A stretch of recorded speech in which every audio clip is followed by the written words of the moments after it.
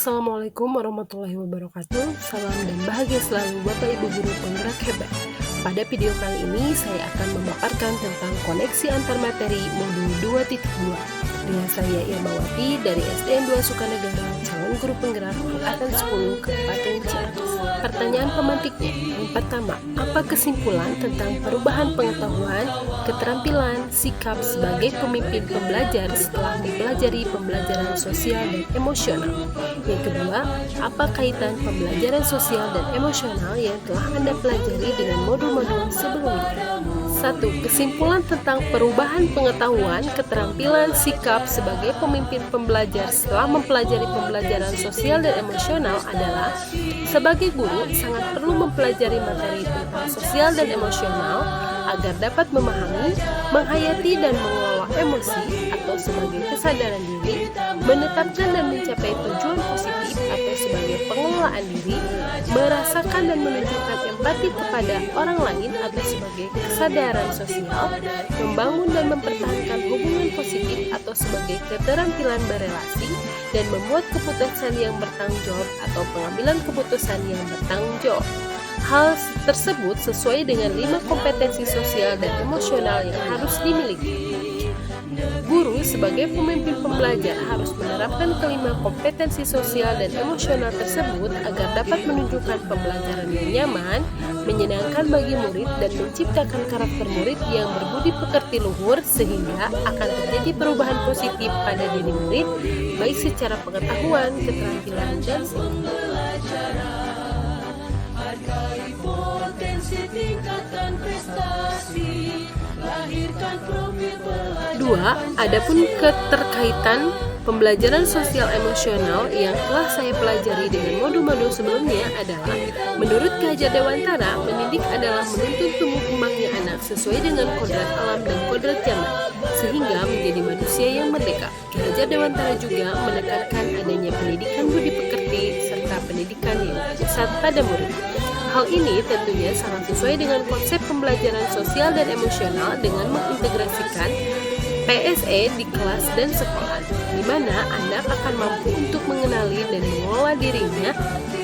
Anak juga akan memiliki budi pekerti yang luhur sehingga akan tercipta lingkungan belajar yang aman dan nyaman serta berpusat pada murid. Antara modul 1.2 dan modul 2.2 adalah pembelajaran sosial dan emosional akan mampu untuk membuat seorang guru menyadari dan memahami nilai-nilai dan perannya sebagai guru penggerak. Ketika seorang guru telah mampu menyadari nilai dan perannya, maka ia akan mampu memupuk nilai-nilai dan karakter baik melalui pengajaran eksplisit, integrasi dalam praktik mengajar, maupun penciptaan iklim kelas dan penumbuhan budaya sekolah. Antara modul 1.3 dan 2.2 adalah melalui pembelajaran sosial emosional dan pendekatan inquiry apresiatif bagja, kita akan mampu untuk menggali nilai-nilai positif yang ada pada diri siswa. Nilai-nilai positif yang tergali tersebut dapat kita jadikan sebagai sebuah visi yang nantinya akan menjadi sebuah kebiasaan dan budaya dalam sekolah. Pengejauhantahan visi tersebut akan terwujud melalui pembelajaran sosial dan emosional yang kita laksanakan sehingga akan membentuk profil pelajar Pancasila.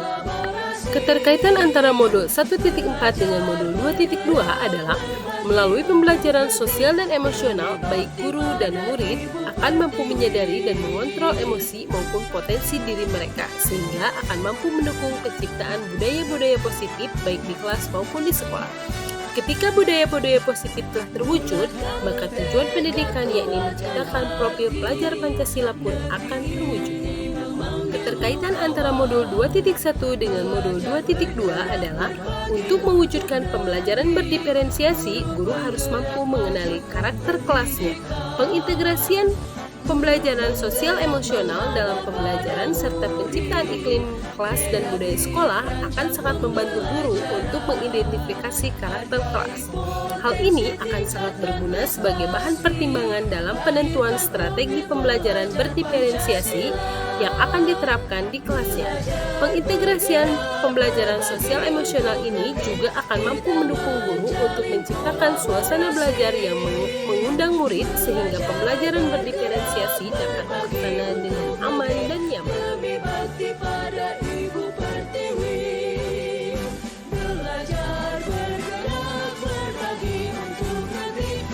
Sebelum mempelajari modul ini, saya berpikir bahwa pembelajaran sosial dan emosional adalah pembelajaran tentang sopan santun atau bagaimana cara berperilaku seseorang kepada orang lain yang lebih tua maupun teman sebayanya.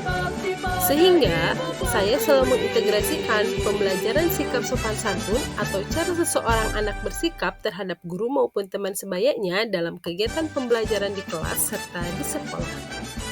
Setelah mempelajari modul ini, ternyata pembelajaran sosial dan emosional bukan hanya tentang bagaimana anak memperlakukan orang lain, tapi hal yang lebih penting adalah bagaimana anak mengenali dirinya sendiri, kemudian mengelola apa yang dimilikinya, sehingga mampu untuk berinteraksi dengan orang lain, menghargai orang lain, serta mampu untuk mengambil keputusan yang bertanggung jawab. Sehingga saya selalu membiasakan anak untuk mengenali emosi yang ada dalam dirinya sebelum memulai pembelajaran dan mengajak anak untuk melakukan teknik stop sehingga mereka siap untuk belajar dalam kesadaran penuh dan menerima pembelajaran dengan baik. 3 hal mendasar dan penting yang saya pelajari adalah 1. 5 kompetensi sosial dan emosional yang meliputi kesadaran diri, manajemen diri, kesadaran sosial, keterampilan berelasi, dan pengambilan keputusan yang bertanggung jawab. Yang kedua, kesadaran penuh atau mindfulness adalah kesadaran yang muncul ketika seseorang memberikan perhatian secara sengaja pada kondisi di saat-saat sekarang yang dilandasi rasa ingin tahu dan kebaikan yang sebenarnya telah ada dalam diri manusia secara alami tanpa perlu diajarkan ataupun ditumbuhkan. Ketiga, kesejahteraan psikologi atau well-being adalah sebuah kondisi individu yang memiliki sikap positif terhadap diri sendiri dan orang lain, dapat membuat keputusan dan mengatur tingkah lakunya sendiri, dapat memenuhi kebutuhan dirinya dengan menciptakan dan mengelola lingkungan yang baik, memiliki tujuan hidup dan membuat hidup mereka lebih bermakna serta berusaha mengeksplorasi dan mengembangkan dirinya.